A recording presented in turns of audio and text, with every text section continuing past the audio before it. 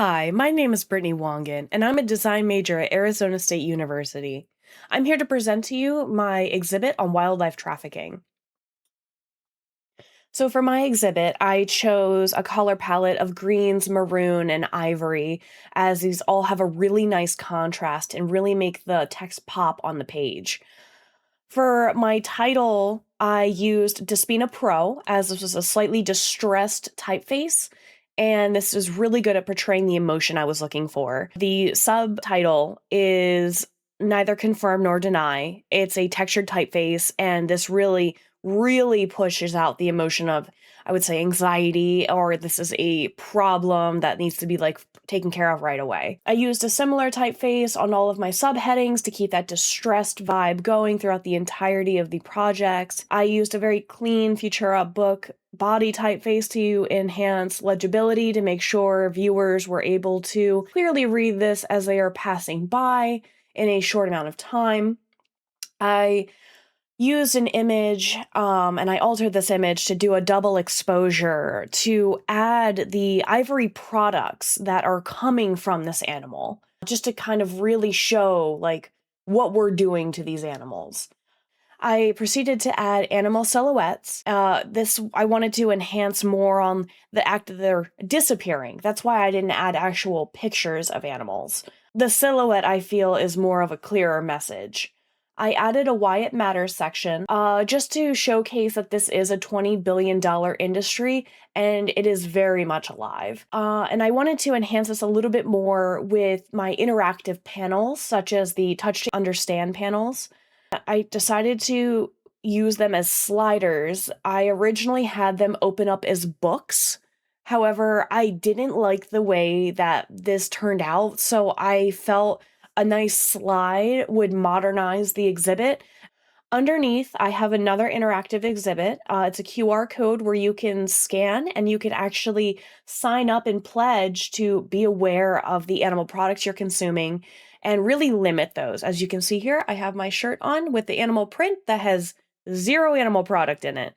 So I have myself taken the pledge to be more conscious of wearing animal products. I also wanted to incorporate it so the tree, the baobab tree, will bloom for each pledge. So this tree will start off pretty bare and it almost looks dead.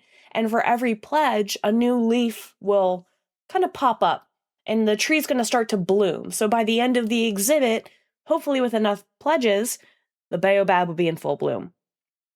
Next to it, I wanted to add one more interactive element, and I added a mirror. So I really wanted to can almost confront the viewers with themselves and what they're doing. So I added a mirror with a text under it saying, "Are you contributing to the consumer demand?" And it almost forces the viewer to take a step back and just take a look at themselves and really see, like, am I wearing fur? Am I wearing ivory jewelry or like a scale purse? So I just really wanted to see if that would enhance the interactivity a bit more. And I'm really satisfied with how it turned out. So I wanted to just give a glimpse of my 3D rendering just to show what this exhibit would look like if this were actually physically made, what this would look like to the viewer. So this shows like the size of the imagery, how big the font is, the legibility, as well as the contrast with the colors. I have my Why It Matters section and the more important Touch to Understand section with the sliders, and then underneath the pledge with the blooming baobab tree. So I really wanted to showcase how the exhibit would function in a actual exhibit environment with viewers. The booklet I have made to accompany my exhibit is titled The Weight of 100 Million. This title was meant to be obscure enough to want to entice the viewer to learn more. I have the imagery, which is a very empty savanna with the sun rising. It was very important that I kept aligned the imagery I was using for my space holders here. Here we have the empty savanna. I have my imagery here of the elephant with it starting to fade out into black, noticing that the actual species are fading away. My table of contents spread turned out very well. I have very strong imagery of a pangolin in captivity. The hierarchy is highlighted in the teal border and the table of contents, the size of the font, as well as the titles of all of the sections in the booklet are in bold. So this would keep it eye-catching while not taking away from the hierarchy as well. My Who's Affected page I feel is very powerful with my changed imagery. I actually made this image myself in Photoshop. My other strong spread is my product spread.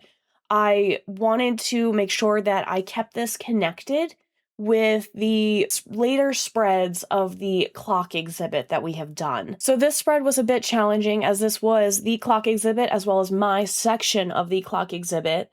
I hate the contrast of the white and the ivory. However, I was stuck because the website background is white, and I can't take away from that without taking away from the actual clock exhibit on the website. So for my design process between the exhibit and the booklet, it always begins with sketching. So I began with my sketches, and from there, I just took off. And with my fellow peers' feedback, as well as my professor's feedback, I was able to really shape this into something that was portraying a very powerful message, as well as using visual communication and showing how powerful visual communication can be. Thank you so very much for watching my presentation. Let me know what you think, and I'll see you guys next time. Bye-bye.